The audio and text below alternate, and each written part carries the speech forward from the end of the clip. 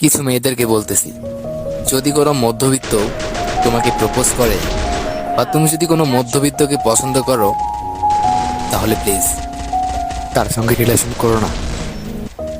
কারণ আমাদের মতো মধ্যবিত্তরা তো তোমাকে ফুচকা, কোন আইসক্রিম, দামি দামি শাড়ি, আইফোন গিফট করতে পারবো না।